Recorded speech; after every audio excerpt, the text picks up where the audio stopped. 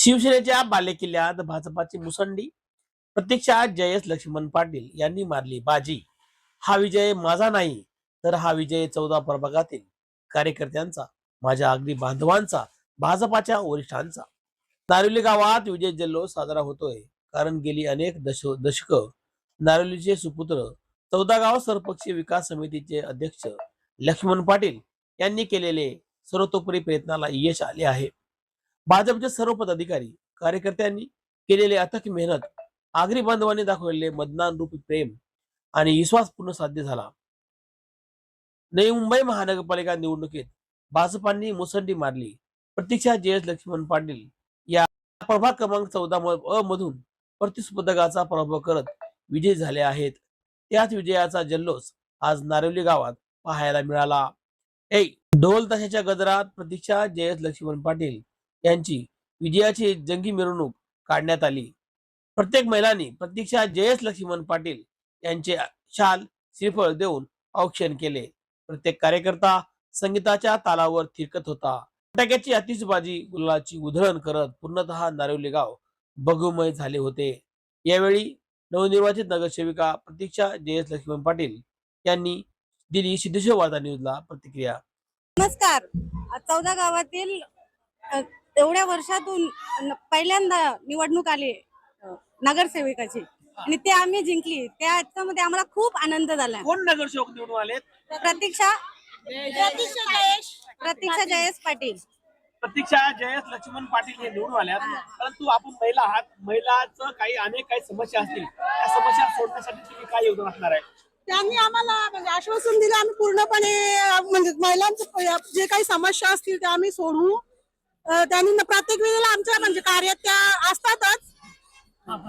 कुठल्या आणि लक्ष्मण दादा पण हे पण आम्हाला पूर्णपणे सहयोग करीत असतात. महिलांना तर पूर्णपणे सहयोग असते त्यांचा. अभिनंदन करणार, कशा प्रकारे करणार? अभिनंदन आम्ही आता करून झाले, पण आता आम्ही पूर्णपणे आम्ही त्यांना भेटायला जाऊ महिला पूर्ण. हा, आमचं म्हणजे एक गावाचं पूर्ण एक संघ आहे. आम्ही त्या संघाच्या वतीनं त्यांचं अभिनंदन करणार आहोत. महिला बचत संघ आहे. हा, 200 महिला आहेत आमच्या संघात आणि आम्ही पूर्ण जाऊन त्यांचं अभिनंदन करणार आहोत.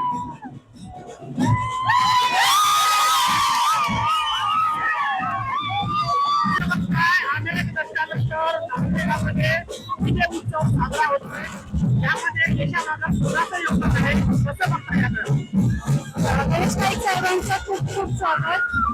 चव्हाण साहेबांचं आहे. आमचे पप्पा लक्ष्मण कृष्ण पाटील यांच्या मुले आज इथे आहे आणि सगळ्या 14 गावाच्या सर्व ग्रामस्थांनी भरपूर सपोर्ट केला. त्यांच्याकडे आज इथे आहे. नवी मुंबई महापालिकेमध्ये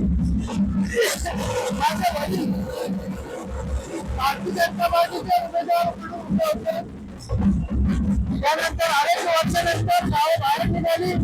त्यानंतर ग्रामपंचायत नंतर पुन्हा महापालिकेची समाप्ती झाली आणि हे गावं घेण्यासाठी या गावाचा विकास करण्यासाठी अनेक लोकांचा सहकार्य होता. आज म्हणजे विजयासाठी 14 गावातले नागरिक, खातेदार बंधू भगिनी, भारतीय जनता पार्टीचे कार्यकर्ते, पदाधिकारी आणि या नवी मुंबईचे श्रीपती गणेशजी नाईक साहेब, तसेच प्रदेश अध्यक्ष रवींद्र चव्हाण साहेब असे अनेक भारतीय जनता पार्टीच्या पदाधिकारी, नेते, कार्यकर्ते आणि सर्व मतदार राजांचा हा विजय आहे. त्यामुळे लोकांना विकास पाहिजे. या विकासाच्या मुद्द्यावर मला निवडून दिलेला आहे माझ्या सुनबाईला.